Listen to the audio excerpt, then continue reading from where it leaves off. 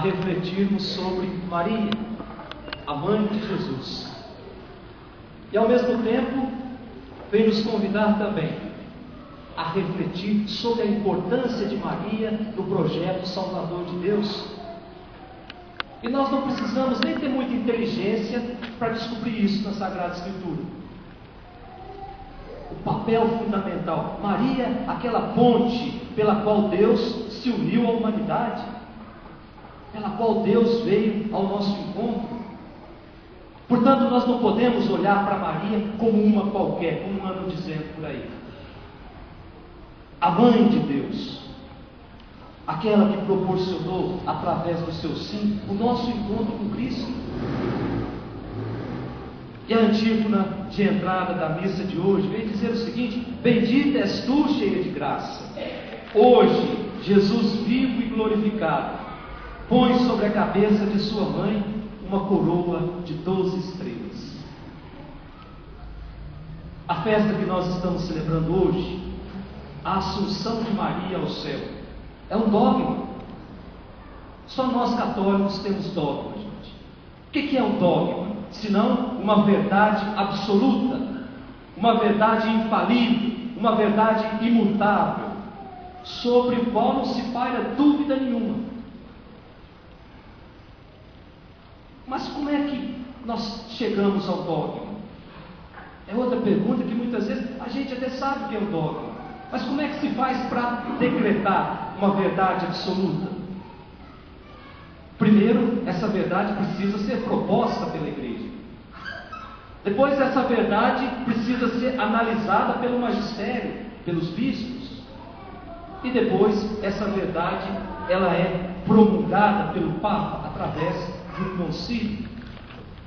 Então nós temos vários dogmas na nossa igreja. Primeiro dogma sobre o próprio Deus. Deus existe. É uma verdade absoluta. É uma verdade que não se paira dúvida nenhuma. Depois, Deus é um. Nós temos um único Deus. Uma verdade absoluta. Deus é eterno. Depois nós temos os dogmas sobre Jesus Cristo. Jesus Cristo é Filho de Deus. Não tem mentira aí. Uma verdade absoluta. Em Jesus Cristo existem duas naturezas, uma humana e uma divina. Dogma de fé, verdade absoluta. Depois nós temos dogmas sobre a criação. Nós temos os dogmas sobre a mãe de Jesus, Maria. E o primeiro dogma sobre Maria aconteceu, se deu no ano de 431, portanto há mais de 1600 anos atrás, em que os bispos reunidos disseram o seguinte: Maria é a mãe de Deus, Maria é o Theotokos. Depois, o segundo dogma sobre Maria, sobre a sua virgindade perpétua. Maria permaneceu virgem até o último dia. Dogma de fé. Depois, o dogma da Imaculada Conceição, no ano de 1476. Em Maria não houve pecado, não houve a mancha do pecado. Mancha em latim é mácula, portanto, Maria é imaculada. Em Maria não há pecado. E depois, a festa que nós estamos celebrando hoje. Depois de viver uma vida santa, depois de viver uma vida a serviço de Deus, Maria é elevada ao céu em corpo e alma. Um dogma proclamado pelo Papa Pio XII no ano de 1950, portanto o mais recente de todos. 4 verdades absolutas sobre a mãe de Jesus. A nossa primeira leitura que nós ouvimos hoje, livro do Apocalipse de São João. É engraçado que uma leitura mal feita do livro do Apocalipse, a gente acaba virando um evangélico xarope, que coloca uma Bíblia debaixo do braço e sai por aí gritando coisas que às vezes nem ele mesmo sabe o que é. E a Praça da Sé é o lugar principal. É preciso saber o contexto histórico em que foi escrita a Sagrada Escritura, para não ficar falando bobagem, gente. E tem muita gente que vai atrás dessas bobagens. Quantos irmãos nossos deixam a nossa igreja para ir atrás de um Deus mágico, um Deus da prosperidade que apresentam por aí? Um Deus que não nos dá cruzes na nossa vida, um Deus que só quer alegria na nossa vida. Se Deus só quer alegria na nossa vida, por que é que Ele foi pregado na cruz então? Uma leitura mal feita do livro do Apocalipse está nisso. Cristão mal informado, cristão que se passa por inteligente, mas no fundo todo mundo acha que ele é um bobão. Eu sei tudo da Sagrada Escritura, sei do livro do Apocalipse. Tá bom, o que você sabe? Eu sei que tem um dragão, não sei. O que é isso, gente? Isso é uma leitura infantil da Sagrada Escritura? O livro do Apocalipse foi escrito no ano 80 da nossa era, quando a igreja começava a dar os primeiros passos, quando começou a levantar um monte de gente apaixonado por Jesus Cristo, que era capaz de dar a sua vida por amor a Jesus Cristo, quando começou a levantar uma legião de pessoas comprometidas com a causa do Evangelho, e essa legião de pessoas começou a despertar o ciúme e a ira de muita gente, e houve a perseguição à igreja do primeiro século, quando a igreja ainda estava jovem. Então quem escreve o livro do Apocalipse começa a escrever essa carta para animar a fé das pessoas. E ao escrever essa carta, o que é que ele fala? Ele começa a comparar, a usar figuras. E o perseguidor aqui é tido como a figura de um animal, um dragão que se coloca em frente a uma mulher. É a leitura que nós temos hoje, na primeira leitura. O dragão que se coloca de frente a uma mulher, esperando ela dar à luz para devorar o seu filho. Isso é coisa de cinema. Mas uma interpretação à luz da fé, nós podemos concluir que esse dragão, perseguidor dessa nova humanidade, e essa mulher estava para dar à luz a um filho, portanto, dar à luz a essa nova humanidade, daqueles que eram nascidos do batismo. Só que esse dragão, ele não consegue, porque o poder de Deus não deixa as forças do mal vencer na nossa vida. A última palavra na nossa vida é de Deus, gente.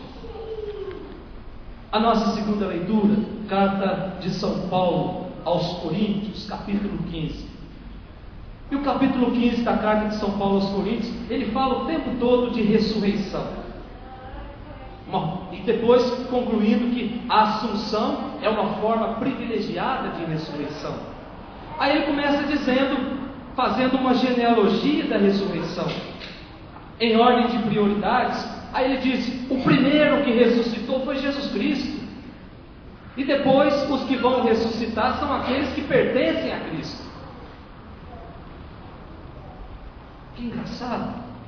Jesus, o primeiro a participar da ressurreição, o princípio dessa nova humanidade, o novo Adão, diz São Paulo, que é diferente do antigo Adão, porque o velho Adão conduziu o homem, a humanidade, para a morte. Esse novo Adão conduz a humanidade para a vida. E Jesus vem se identificar depois como sendo a própria vida. Eu sou o caminho, eu sou a verdade, eu sou a vida.